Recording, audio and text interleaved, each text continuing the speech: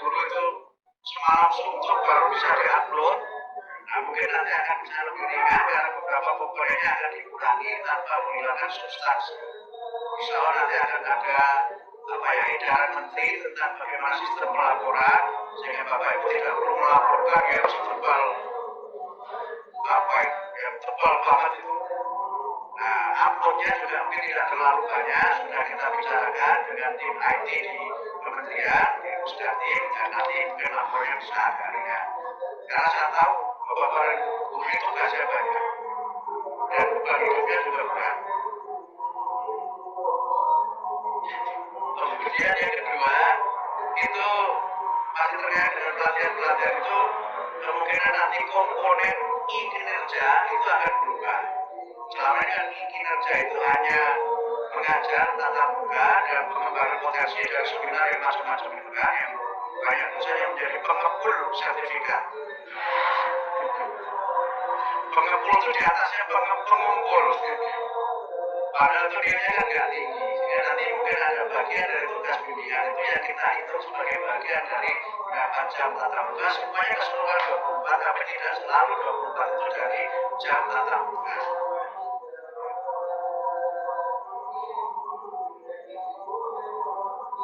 Karena Bapak Ibu sekalian, motivasi utama seseorang menjadi guru itu harus cinta murid, harus cinta ilmu.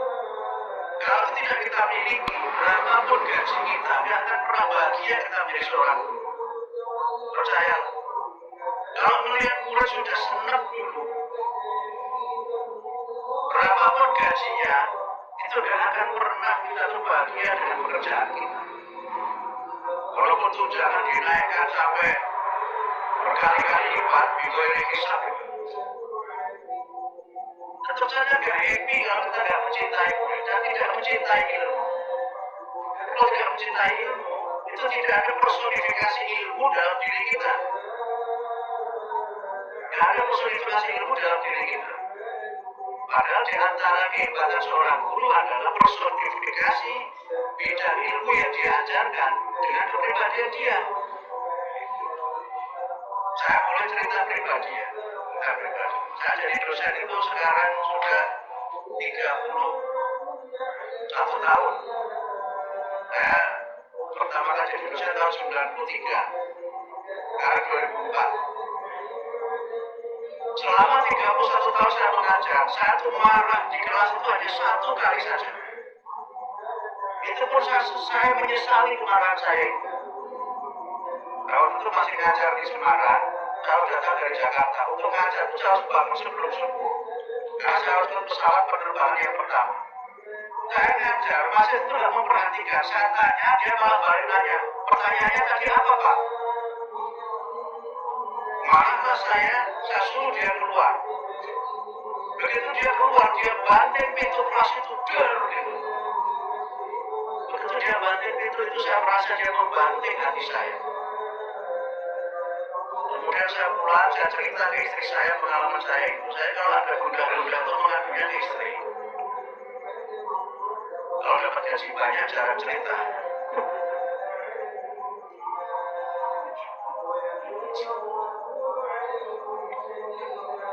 Istri saya membenarkan yang saya lakukan. Bapak benar, Bapak nggak salah.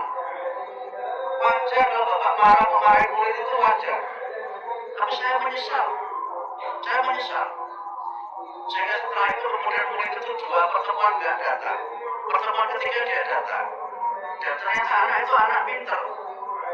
Ketika mengerjakan soal itu bagus. Sehingga dia tidak memperhatikan saya itu. Mungkin karena mengajar saya tidak ada yang menarik lagi. Sudah dia ketahui sebelumnya untuk apa saya menghabiskan waktu mendengarkan dosennya nggak jelas. Kira-kira begitu dalam hati dia. Sehingga saya muhasabah. Ada kan dosen yang hanya sekedar datang merasa ilmunya paling tinggi kan ada. Nanti mahasiswa juga paling ngikut apa yang kita katakan. Padahal belum tentu juga.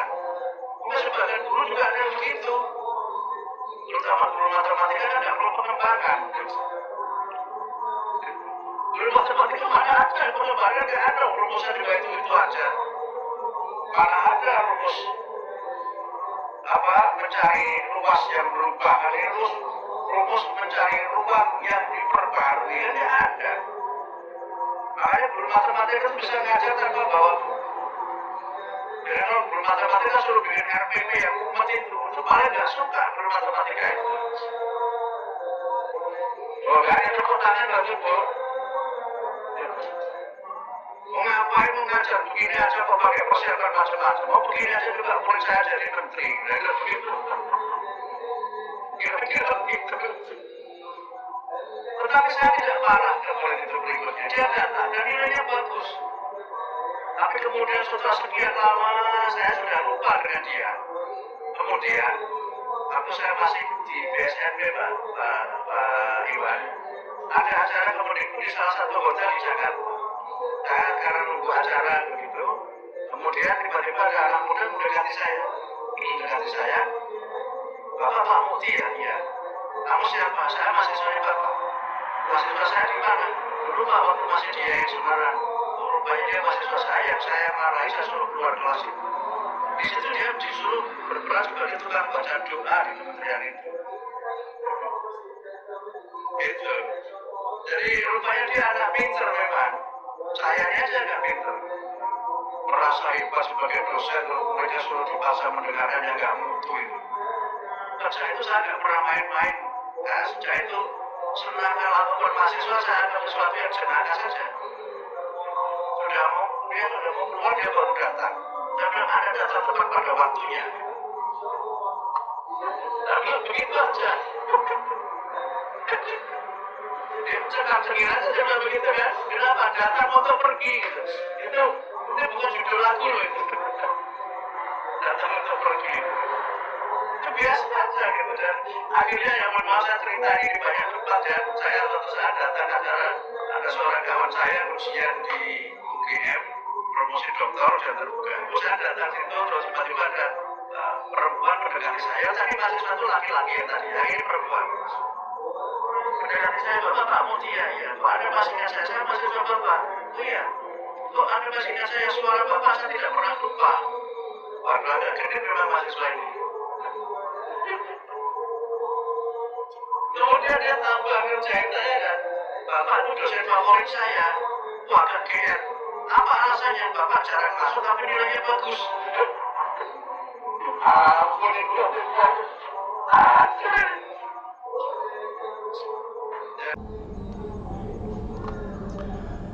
Menyimak apa yang dikatakan oleh Mendikbuddasmen tersebut, pernyataan tentang jam mengajar. Video ini mungkin menyatakan bahwa ada kesalahpahaman tentang persyaratan jam mengajar untuk guru yang sudah bersertifikasi.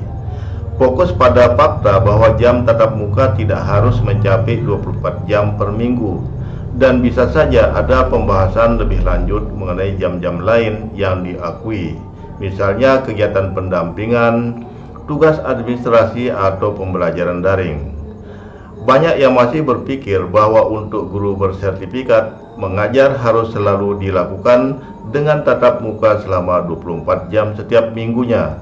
Namun, sebenarnya ketentuan ini tidaklah sepenuhnya benar. Mari kita bahas apa saja yang termasuk dalam jam mengajar dan bagaimana ketentuan sebenarnya yang berlaku untuk guru sertifikasi.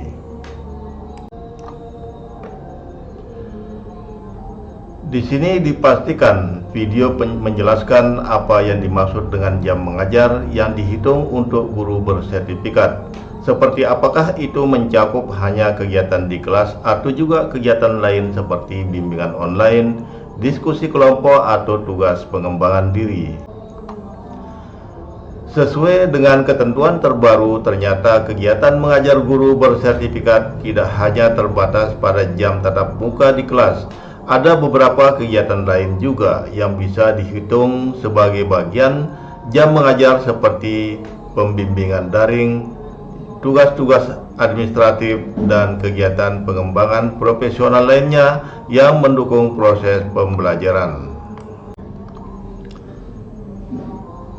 Salah kaprah yang sering terjadi adalah anggapan bahwa jam mengajar yang dihitung hanya jam tatap muka di kelas. Padahal pemerintah memberikan ruang yang lebih fleksibel bagi guru untuk memenuhi kewajiban jam mengajar dengan mempertimbangkan berbagai jenis kegiatan yang mendukung pendidikan.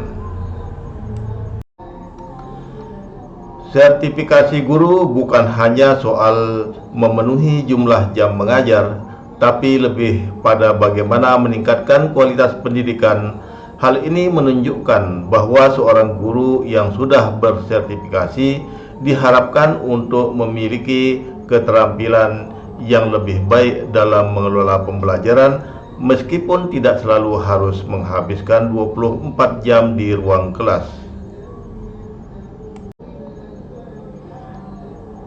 Video ini mungkin juga memberikan solusi atau klarifikasi bagi guru yang khawatir dengan ketentuan ini, seperti cara-cara alternatif untuk memenuhi jam mengajar. Jika Anda seorang guru bersertifikasi dan merasa khawatir tentang jumlah jam mengajar, penting untuk memahami ketentuan terbaru ini. Ada banyak cara untuk memenuhi kewajiban mengajar, tidak harus selalu tatap muka di kelas, selama itu mendukung proses pembelajaran secara efektif.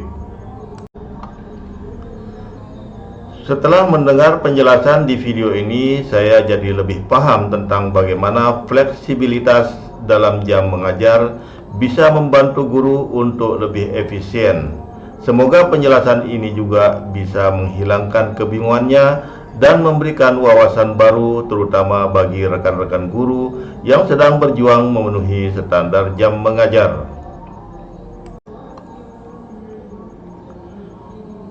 Dengan demikian dapat kita simpulkan pentingnya bagi kita semua untuk memahami bahwa jam mengajar guru bersertifikat lebih dari sekedar hitungan jam tatap muka. Dengan adanya kebijakan yang lebih fleksibel, guru bisa lebih fokus pada kualitas pengajaran dan pengembangan profesional yang pada akhirnya akan membawa manfaat bagi siswa. Jadi mari kita harus mendukung upaya guru dalam meningkatkan kualitas pendidikan tanpa harus terjebak dalam aturan yang tidak relevan.